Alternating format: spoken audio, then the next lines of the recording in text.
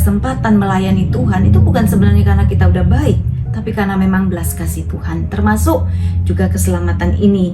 Jadi ini bukan usaha kita, tapi pemberian Allah, cuma-cuma.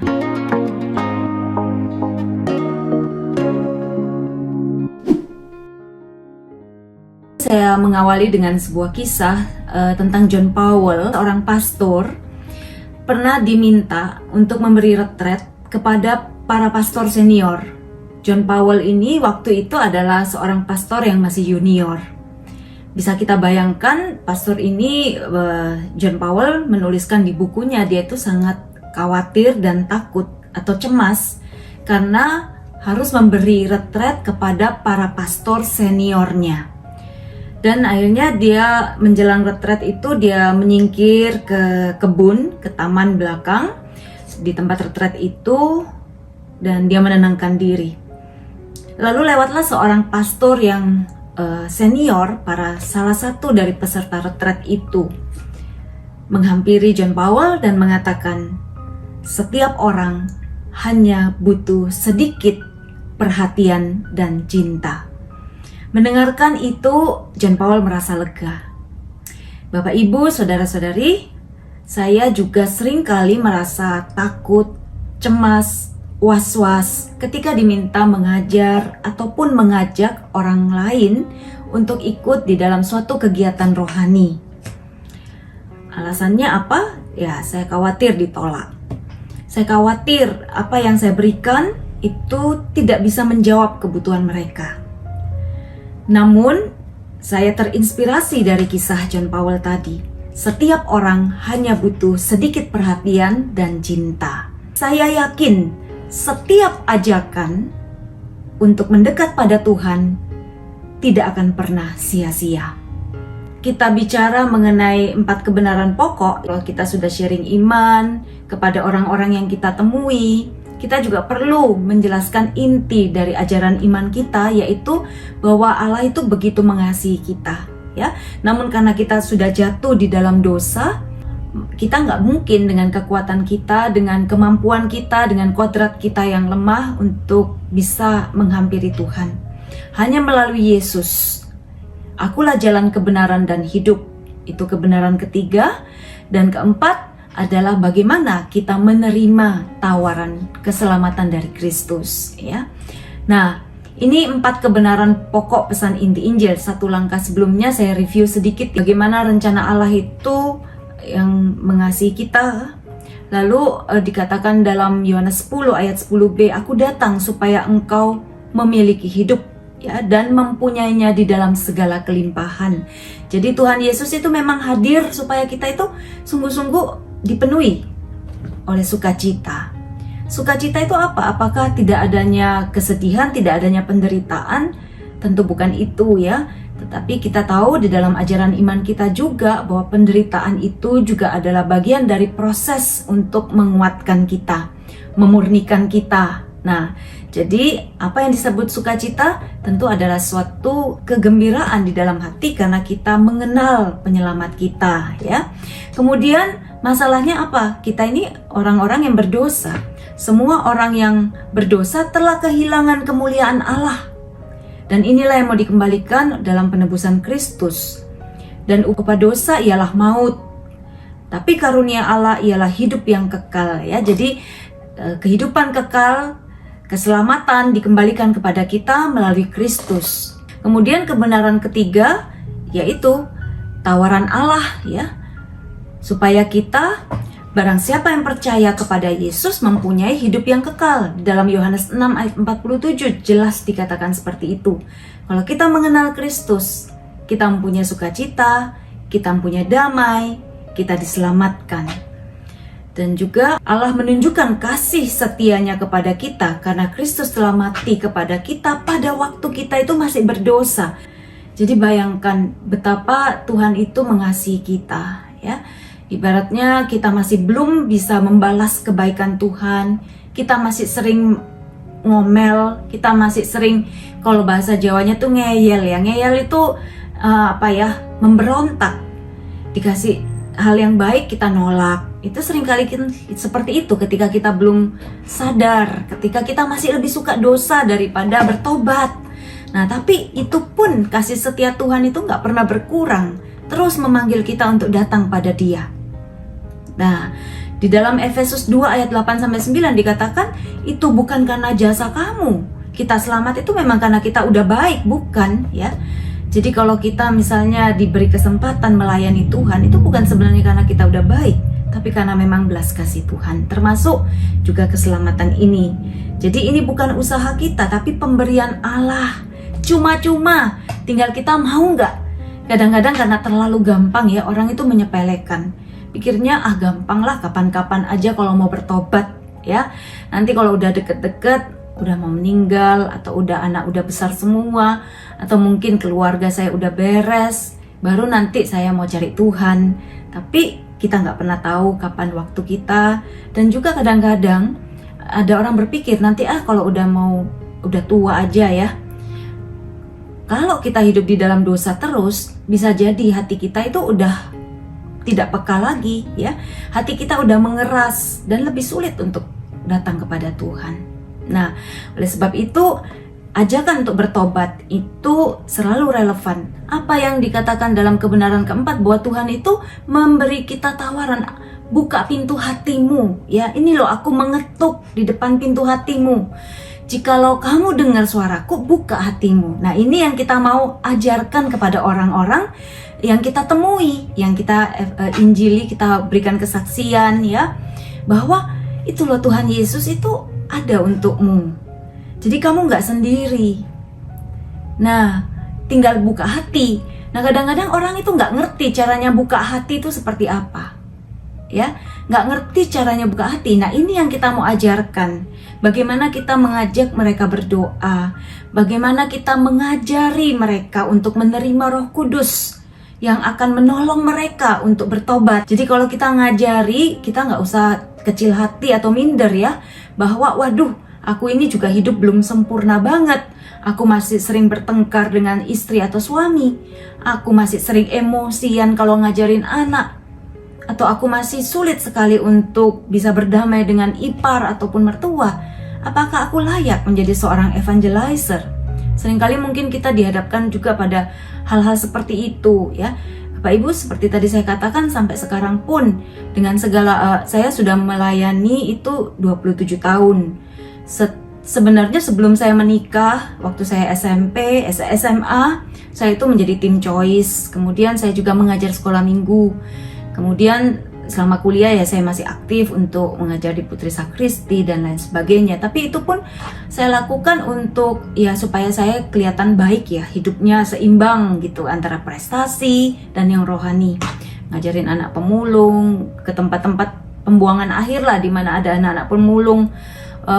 Saya ngajarin pelajaran sekolah karena mereka itu umumnya anak-anak pemulung itu tidak melanjutkan sekolah atau mengabaikan pelajaran sekolah itu karena mereka harus membantu orang tuanya. Nah, itu saya beri pelajaran tambahan.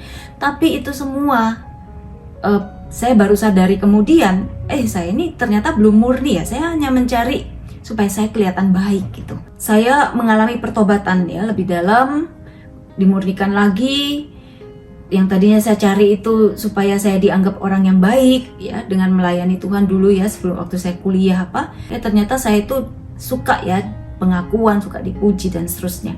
Dan dimurnikan lagi bahwa ini loh yang kamu cari, ikuti kehendak Tuhan. Dan sampai sekarang saya juga masih terus berjuang ya untuk itu, untuk terus-menerus mengikuti kehendak Tuhan yang kadang-kadang juga nggak selalu jelas.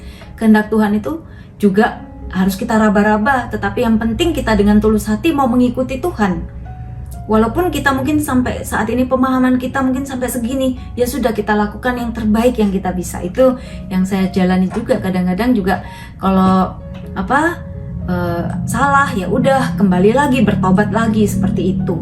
Jadi saya pikir ajakan untuk bertobat ini selain kita mau juga sampaikan kepada orang lain, pertama-tama ini juga berlaku untuk kita pribadi masing-masing ya. Jadi kalau kita cuma ngomong doang tentang Tuhan, tetapi kita tidak sungguh-sungguh juga berubah ya, diperbaharui akal budi dan pikiran serta tindakan kita, maka mungkin kita juga akan dikatakan oleh Seperti dalam Injil, Tuhan, aku bernubuat demi namamu, aku mengusir setan demi namamu. Tapi Tuhan bilang, enyahlah engkau pembuat kejahatan, aku tidak mengenal engkau.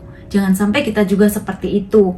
Kita yang pikir kita udah baik, tapi kalau kita nggak terus memperbarui diri, bisa jadi mungkin kita masih mencari kemuliaan diri sendiri. Tapi tetap, apapun yang terjadi, kita nggak boleh ragu-ragu, harus tetap maju ya. Nanti kalau juga kita sombong juga, nanti ada waktunya Tuhan juga akan meluruskan kita lagi. Saya juga sering tanpa sadar itu sombong ya. Saya waktu mau ikut 2019 itu mau masuk S3, saya tahu bahwa banyak hal yang saya harus tolak. Saya harus fokus pada disertasi. Nah, waktu itu saya kan sudah pelayanan. Saya ketika menolak itu ya, karena saya masih sibuk kuliah, saya takut kehilangan juga loh. Saya takut, wah nanti jangan-jangan orang-orang ini lupa ya sama saya. Kalau saya nolak terus saya nggak ke pelayanan lagi, tiba-tiba orang lupa sama saya gitu kan. Ternyata saya juga ada kelekatan ya pada segala pelayanan itu. Padahal kalau kita mau jujur, yang kita perlu cari itu kan hanya Tuhan aja, ya kan? Pelayanan, pekerjaan, karier, apapun yang kita punya, berkat-berkat talenta itu adalah sarana kita untuk semakin melakukan kehendak Tuhan, begitu ya. Jadi ini adalah proses juga buat saya terus menerus. Nah, itu sedikit sharing di awal ya. Nah, sekarang kita mau lihat nih, kembali ke proses evangelisasi. Tadinya kan kita udah cerita kepada orang yang kita temui, ya toh? Kita udah bersahabat, kita udah sharing bagaimana Tuhan itu baik bagi kita. Kemudian kita juga cerita tentang 4 kebenaran pokok, inti iman kita. Nah, setelah itu kalau kita udah ngomong nih, ini baik loh. Seperti misalnya kita bilang, ini Duran, ini enak nih. Atau tempat makan di sana. Akhirnya ujung-ujungnya kita ngomong apa? Ajak dong ke sana, ya enggak? Kalau kita udah ngomong Kristus itu baik, hidup rohani kita ini bertumbuh, kita mengalami keluarga kita itu diselamatkan, dipulihkan, relasi kita yang tadi ancur-ancuran bisa pulih karena Kristus, ya pasti ujung-ujungnya kita mau dong ngajakin orang juga untuk mengenal Kristus, untuk menerima Kristus. Bagaimana kita udah ngomong panjang lebar tentang Yesus yang baik, tentang inti iman kita, bahwa Kristus mati untuk kita, dan mau nggak kita terima? Ujung-ujungnya kita menawarkan, mau nggak mengikuti Kristus? Kan seperti itu. Sama dengan tadi depot makan itu kan, kita udah ngomong enak di sana di sini, tapi kalau kita nggak ngajakin, mereka bilang, lah ngomong doang, ngomong aja, gitu kan? Nah, jadi tugas kita itu seperti itu, para evangelizer ini. Tugasnya apa? Kita mau nunjukkan pentingnya itu loh menerima Kristus. Menerima Kristus itu juga berarti bertobat, ya toh? Ninggalkan dosa. Walaupun nanti mungkin kita jatuh lagi, tapi kita mau bangkit lagi. Ya memang orangnya begitu. Makanya sakramen tobat itu ada. Pintu pertobatan selalu dibuka. Karena Tuhan tahu kita bisa jatuh lagi. Tapi tetap datang lagi. Kita sebagai pewarta, sebagai evangelizer, kita juga mewartakan ini. Ayo datang pada Kristus ya. Waktunya kita nggak pernah tahu kapan nih, kita hidup di dunia sampai kapan nggak tahu. Waktu kita ya saat ini untuk bertobat, ya kan? Nah, pertobatan itu penting sekali dalam pewartaan. Syarat utama untuk selamat itu bertobat dong. Kita nggak bisa bilang aku mau sampai di Bali. Tadi ada yang ngomong tadi mau pergi ziarah ya kalau udah selesai ya. Kalau nggak salah dengar seperti itu. Ya nanti saya ikut ya. Nah tapi kalau saya bilang saya ikut, tapi saya nggak mau bayar, saya nggak mau ngikutin schedule sana. Terus saya nggak tabung, saya nggak datang pada hari hanya waktu mau berangkat. Tapi kalau saya mau dengerin Pak Damai yang jadi koordinator nanti pada waktu ziarah misalnya, saya nurutin aja, ayo ya kumpul duitnya, setor. Kemudian tanggal segini tiketnya, store paspor diaturin. Nah kalau saya nggak ngikutin ya saya nggak bisa sampai gitu. Sama pertobatan ini seperti itu. Jadi langkah-langkah yang harus kita buat supaya kita selamat gitu. Nah Yesus sendiri bilang ayo ikut aku gitu ya. Yesus lo ngajak terus. Setiap pagi kita buka mata, Tuhan itu sudah nunggu kita. Ayo datang kepadaku, ayo serahkan bebanmu padaku. Jangan kamu murung saja, jangan sedih kalau doamu belum dikabulkan. Kadang-kadang kita itu sedih ya kalau doa kita nggak dikabulkan. Karena kita mungkin juga malah bisa ada yang jauh dari Tuhan loh, merasa percuma aku doa terus udah 6 bulan, 1 tahun kok nggak terjadi. Nah seperti itu. Kadang-kadang mungkin ada orang yang mundur, ya udahlah percuma doa, percuma percaya. Nah kita kan dilatih, diuji supaya makin kuat nih. Kalau sesuatu yang cepat dapat itu cepat juga kita lupa. Tapi kalau kita ditekun, maka kita nggak cuma dapat barangnya, tapi iman kita bertumbuh, karakter kita makin baik, kita makin jadi orang yang setia dan tekun berdoa. Jadi Yesus itu dengan caranya sendiri itu pasti sedang menyempurnakan kita gitu.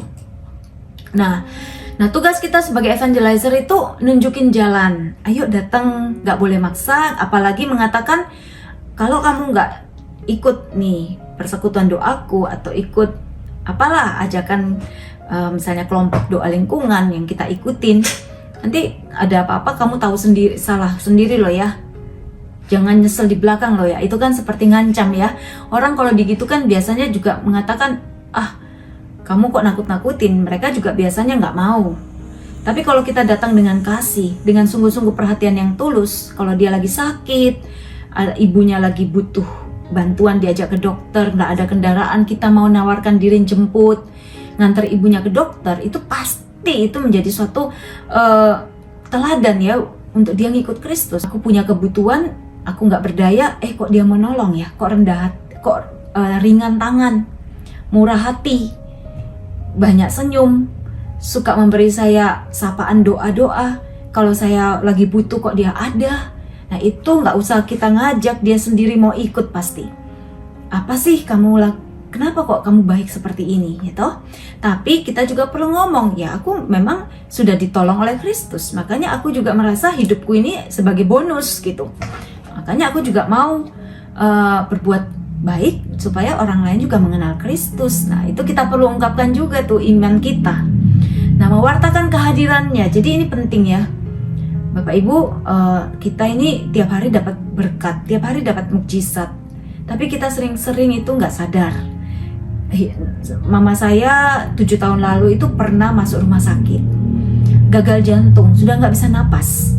Kalau nggak dibantu ventilator, alat bantu napas yang masuk ke kerongkongan, mama saya nggak bisa napas karena jantungnya sangat lemah dan paru-parunya nggak bisa berfungsi.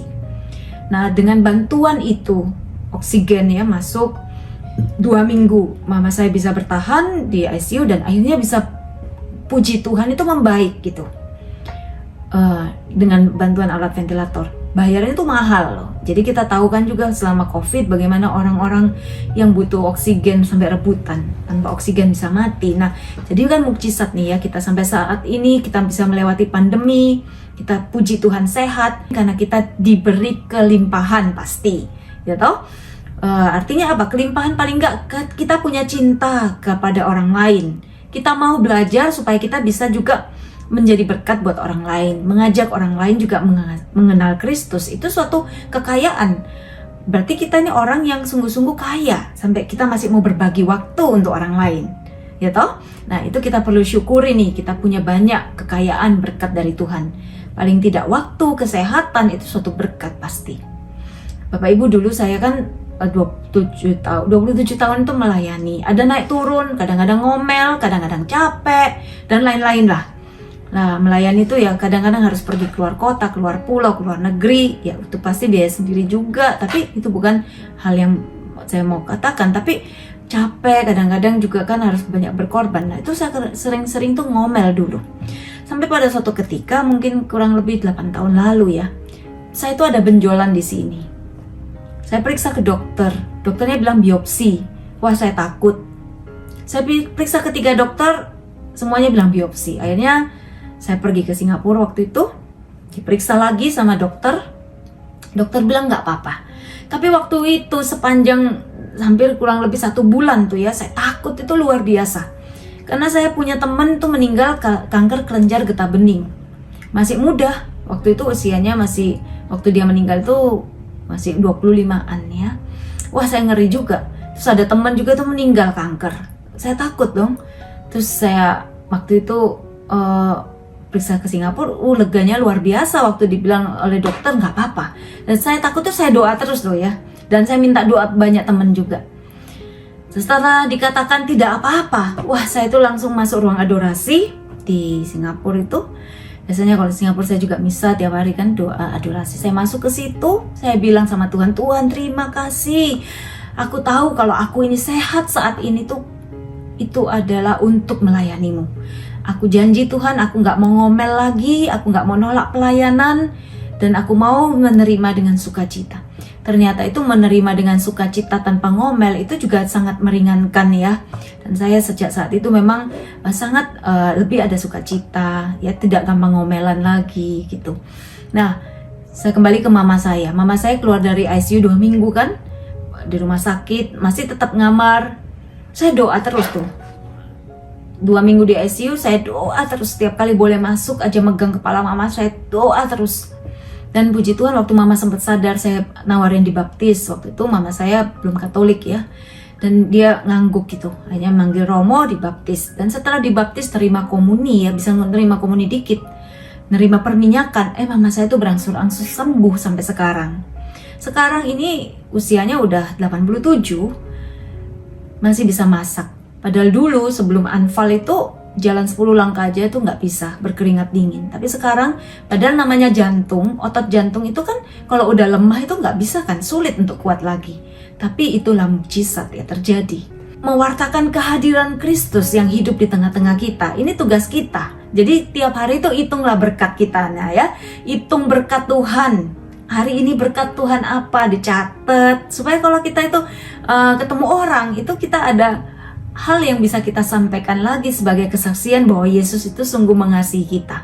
Yesus itu hidup gitu ya. Nah, dan kita juga menolong orang mengenali panggilannya. Jadi kalau kita ketemu orang yang bingung, ini ya gimana ya, saya kerja kesini kok nggak tenang, mau pindah sana kok nggak tenang. Nah, orang yang seperti ini mungkin belum sungguh-sungguh menomorsatukan atau menjadikan Tuhan itu sebagai pusat hidup ya. Jadi mungkin ada orang yang masih menjadikan karier itu pusat hidup. Seperti saya dulu, pusat hidup saya itu adalah pengakuan orang, prestasi, supaya saya dianggap hebat, saya punya karier hebat. Itulah Tuhan saya, berhala saya itu. Tujuan hidup kita itu ya melakukan kehendak Tuhan. Dimanapun kita berada, mau sebagai pegawai, mau sebagai bapak, mau sebagai istri. Istri di rumah masak tuh juga lain kalau mengenal Tuhan sebagai Tuhan, hidupnya panggilannya tuh sebagai istri tuh sebagai panggilan hidup, pasti ada sukacita ya. Tapi kalau kayak saya dulu ngomel terus, itu juga nggak mengenal panggilan hidup saya yang sesungguhnya gitu. Ya, jadi panggilan hidup itu bukan hanya seperti suster, kita sebagai suami, sebagai istri itu pun panggilan hidup. Kita bekerja sebagai karyawan maupun atasan, itu juga kalau kita lihat ini sebagai kesempatan untuk melakukan apa yang Tuhan mau, nah pasti pekerjaan kita itu lebih bagus gitu. Bukan hanya sekedar dapat duit, tapi bagaimana ya pekerjaan ini juga bisa menjadi berkat gitu buat orang lain. Demikian juga bawahan dan atasan. Kalau kita melakukan semuanya juga untuk Tuhan, pasti pekerjaan kita itu nggak pas-pasan, nggak minimalis gitu loh. Kalau kita hanya cuma untuk duit melulu, pasti kita kerjanya asal-asalan karena kita hanya mikir kapan gajian gitu. Tapi kalau kita menikmati pekerjaan kita setiap hari, seperti Kolose 3 ayat 17 dan 23 mengatakan, apapun yang kamu lakukan untuk Tuhan, lakukanlah dengan sepenuh hati dengan ucapan syukur seperti untuk Tuhan. Jadi kalau kita lakukan pekerjaan kita itu, kita tahu atasan kita itu bukan hanya yang kelihatan, tapi sebagai tanggung jawab kita juga kepada Tuhan melakukan pekerjaan dengan baik, maka pasti pekerjaan kita itu hasilnya itu lain gitu. Ada kasih, ya, ada komitmen di situ. Nah, menolong orang mengenali panggilannya itu pentingnya ya.